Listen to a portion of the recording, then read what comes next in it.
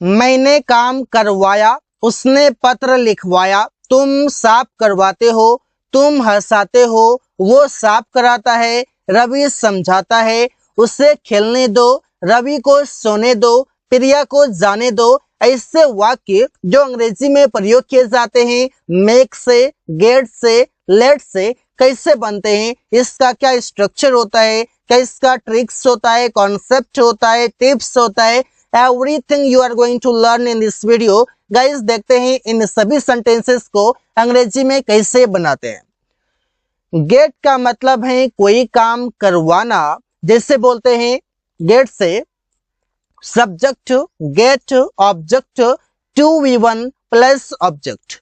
देखिए गेट को दो तरीके से प्रयोग करते हैं। गेट का प्रयोग आप कर सकते हैं एक्टिव में कर सकते हैं। एक्टिव में जैसे आप करेंगे तो उसका अलग स्ट्रक्चर होगा और पैसिव में करेंगे तो उसका स्ट्रक्चर अलग होगा। और इससे जनरली गेट का मतलब ऐसे कई सारे अलग अलग जगहों पर करते हैं अलग अलग मीनिंग के लिए। ओरिजिनल इसका मीनिंग होता है गेट मतलब पाना। आप इसके लिए गेट के लिए आप बोल सकते हैं कोई चीज खरीदना बोल सकते हैं, गेट मतलब कमाना बोल सकते हैं, गेट मतलब होना बोल सकते हैं। ऐसे कई सारे मीनिंग है, लेकिन इस वीडियो में जो सीखेंगे वो कोई काम करवाना के लिए सीखेंगे। मैं सुमन से सब्जी खरीदवा दूंगा, तो सेंटेंस से बनेगा I will get Suman to buy vegetables. यहाँ पर आई विल गेट सुमन, मैं सुमन से मतलब करवा दूंगा। क्या करवा दूंगा, तो टू बाय मतलब खरीदवा दूंगा। क्या खरीदवा दूंगा, तो सब्जी, तो वेजिटेबल्स। उसने प्रिया से मेरा काम करवा दिया, ही गोट प्रिया टू डू माई वर्क। ये जो पहला गेट है ये टेंस के अनुसार आएगा, और इधर जो हमारा जो है ये ऑब्जेक्ट है, टू वी वन है ऑब्जेक्ट है, ये सेम तरीके से सभी सेंटेंसेस में प्रयोग होगा। लेकिन पहला जो गेट है ये गेट का वी वन गेट होगा, और गेट का वी टू गोट होगा, वी थ्री भी गोट होगा, गोटन भी लिखा जाता है, लेकिन ज्यादातर गोट ही लिखते हैं। और वी फोर हो जाएगा गेटिंग हो जाएगा, और वी फाइव गेट्स हो जाएगा। तो इस तरीके से प्रयोग करते हैं। आकाश उससे काम करवाता है, Akash gets him to work. मैंने रवि से इस रूम को साफ करवाया, I got to Ravi to clean this room. आगे ये भी सीखेंगे कि गेट का प्रयोग किस सिचुएशन में करते हैं और क्यों करते हैं, what is the reason behind it, so we have to use get. Get का मतलब फिर से है कोई काम करवाना, लेकिन पैसिव में। इसका स्ट्रक्चर इस प्रकार से होता है कि subject get object V three होता है। जैसे रोहित ने एक कार खरीदवाया, तो कैसे बनेगा, रोहित गोट आ कार बॉट। अब यहाँ पर जो है खरीदवाया रोहित ने, लेकिन खरीदा किसने, मतलब खरीदने वाला का कोई नाम नहीं है। लेकिन इससे पहले जो मैंने आपको बताया कि गेट का प्रयोग, उसमें नाम था कि किसने काम किया और कौन काम कर रहा है। लेकिन यहाँ पर कौन काम कर रहा है, खरीदने का काम कौन कर रहा है, नहीं पता, इसलिए तो सेंटेंस पैसिव है। रेशम ने खाना खिलवाया या खिलवाई आप बोल सकते हैं, फीमेल है, तो रेशम गोट फूड फेड। ये फेड यहाँ पर वेतरी है, बॉट यहाँ पर वेतरी है। मैंने एक किताब खरीदवाया, आई गोट अ बुक बॉट। ये बॉट भी यहाँ पर वितरी है। इस स्ट्रक्चर पर ध्यान देंगे तो सेंटेंस आसानी से बन जाएगा। अब यहाँ पर जो गेट का मतलब है कि कोई काम करवाया, तो जब भी आप किसी से कोई काम करवाते हैं, अगर मैं बात करूँ स्पोकन इंग्लिश के, तो जब भी आप कोई काम करवाने की आप बात करते हैं तो वहां पर आप गेट का प्रयोग कर सकते हैं। गेट का प्रयोग कर सकते हैं, कोई दिक्कत नहीं है। लेकिन अगर मैं इंग्लिश ग्रामर की बात करूं या फिर उसके अलग अलग कॉन्सेप्ट की बात करूं, पॉजिटिव वर्ब की बात करूं, तो गेट का प्रयोग किया जाता है जब आप किसी को कन्विंस करते हैं, जब आप किसी से काम करवाते हैं, मोटिवेशन देके आप काम करवाते हैं, आप किसी को कन्विंस करते हैं, मोटिवेट करते हैं, तब कोई काम करता है, तो वहां पर भी आप गेट का प्रयोग कर सकते हैं। मैंने उससे अंग्रेजी बोलवाया, आई गोट इंग्लिश स्पोकन बाय हिम।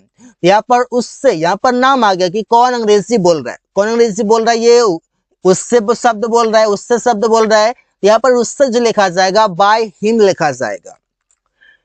अब प्रयोग समझते हैं मेक का, और मेक का भी सेम मीनिंग है कोई काम करवाना। तो मतलब है कि सब्जेक्ट आएगा, मेक आएगा, ऑब्जेक्ट आएगा, वी वन आएगा, फिर ऑब्जेक्ट आएगा।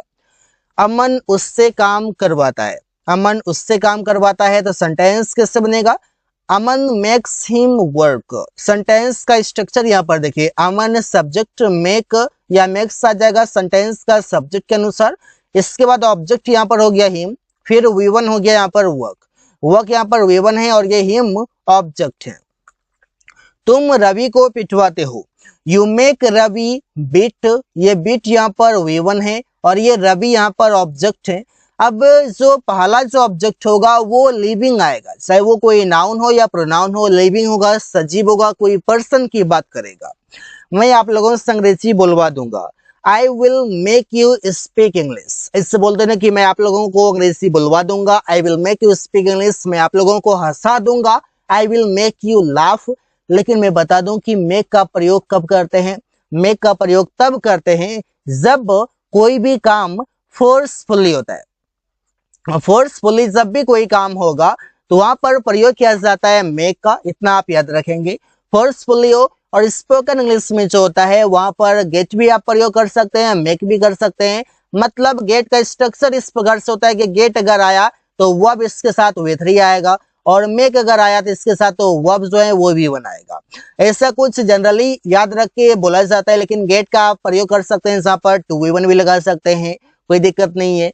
तो V1 भी आता है और V3 भी आता है, दोनों आता है। जो मैंने आपको दोनों का प्रयोग दिखा दिया कि कैसे V3 प्रयोग करते हैं और कैसे V1 प्रयोग करते हैं। मैं सबको हंसाता हूं, आई मेक एवरीवन या एवरीबॉडी लाफ। अगला शब्द है मेक, और मेक का मतलब है कोई काम करवाना, जिससे बोलते हैं subject make, object V1 object.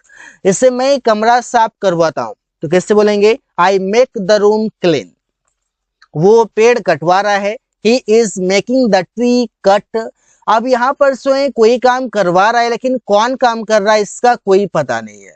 तो यहाँ पर स्ट्रक्चर इस प्रकार से होगा, तुम लोग गली साफ करवा रहे हो, you are making the street clean, इस प्रकार से होते हैं। अगला शब्द है लेट का, और लेट का मतलब है कोई काम करने दो। अब कोई काम करने देना तो मीन्स आप किसी को परमिशन करते हैं कोई काम करने के लिए कि भाई तो कोई काम कर सकते हो। आप परमिशन जो यहाँ पर दो तरीके से होता है, एक परमिशन है कि आप परमिशन दे सकते हैं और एक है परमिशन आप ले सकते हैं। मतलब आपको किसी से परमिशन लेना हो वहां भी आप प्रयोग करेंगे, परमिशन देना हो वहां पर भी आप लेट का प्रयोग कर सकते हैं।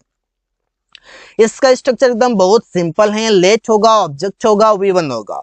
ऑब्जेक्ट में यहाँ पर कोई भी नाउन या प्रोनाउन आ जाएगा। अगर आप परमिशन किसी से ले रहे हैं तो यहाँ पर आप समझिए कि यहाँ पर दो ही शब्द यहाँ पर आ सकता है। एक तो है कि आप प्रयोग कर सकते हैं मी का, और दूसरा है अस का। अस प्रयोग तब करेंगे जब आप ग्रुप में होंगे, दो चार साथ में होंगे, हम लोगों की बात करेंगे। और मी तब होगा जब आप अकेले परमिशन ले रहे हैं, और परमिशन जब देने की बात है तो वहां पर आप प्रयोग करेंगे ऑब्जेक्टिव केस में, मतलब कि प्रोनाउन को ऑब्जेक्टिव केस में, और कोई भी नाउन को जिससे भी आप परमिशन दे रहे हैं उसका आप बात कर सकते हैं। तो सेंटेंस देखते हैं, जैसे मुस्कान को कलम लेने दो, तो मुस्कान को परमिशन यहाँ पर दे रहे हैं तो बोलेंगे let Muskan take a pen. मुझे बाहर जाने दो, यहाँ पर मैं परमिशन ले रहा हूँ कि मुझे बाहर जाने दो, तो लेट मी गो आउटसाइड। उससे यहाँ बैठने दो, परमिशन दे रहे हैं तो लेट हिम सिट हियर। उन लोगों को अंग्रेजी बोलने दो, लेट देम स्पीक इंग्लिश। यहाँ पर देख रहे हैं कि प्रोनाउन का ऑब्जेक्टिव केस प्रयोग हो रहा है। रवि को पहले खाने दो, लेट रवि ईट फर्स्ट, तो इससे प्रयोग कर सकते हैं। अब लेट का मतलब है कोई काम करने देता है, दैट मीन्स कि आप इसका प्रयोग करेंगे टेंस में। इसका स्ट्रक्चर होगा सब्जेक्ट लेट, ऑब्जेक्ट V1, फिर ऑब्जेक्ट होगा।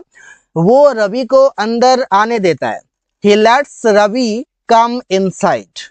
मैं सभी को यहाँ बैठने देता हूँ, I let everyone sit here। इससे बोलेंगे रोहन मुझे आम तोड़ने दिया, तो Rohan let me pluck the mango. Let का V1 लेट होता है, लेट का V2 लेट होता है, लेट का V3 लेट होता है, और लेट का V4 लेटिंग होता है, और लेट का V5 लेट्स होता है। तो कुछ इस तरीके से ये काम करता है। तो गाइस यहाँ पर समझिए कि यहाँ पर टेंस पास्ट इंडेफिनिट का है तो V2 आना चाहिए। यहाँ पर लेट ही लिखा हुआ है, मीन्स कि ये V2 में है, लेकिन एक तरह का होने के कारण पता नहीं चल रहा है। तो लेट का प्रयोग आप कर सकते हैं परमिशन देने या लेने के लिए। मेक का आप प्रयोग करेंगे जब फोर्सफुली आप किसी से कोई काम कराते हैं, तब, और गेट का प्रयोग तब करते हैं जब आप किसी को कन्विंस करते हैं कि भाई तुमको ये काम करना चाहिए, तुम ये काम कर सकते हो, कन्विंस करके, मोटिवेट करके, तो वहां पर गेट का प्रयोग करते हैं। तो so guys, thanks for watching, that's all for today.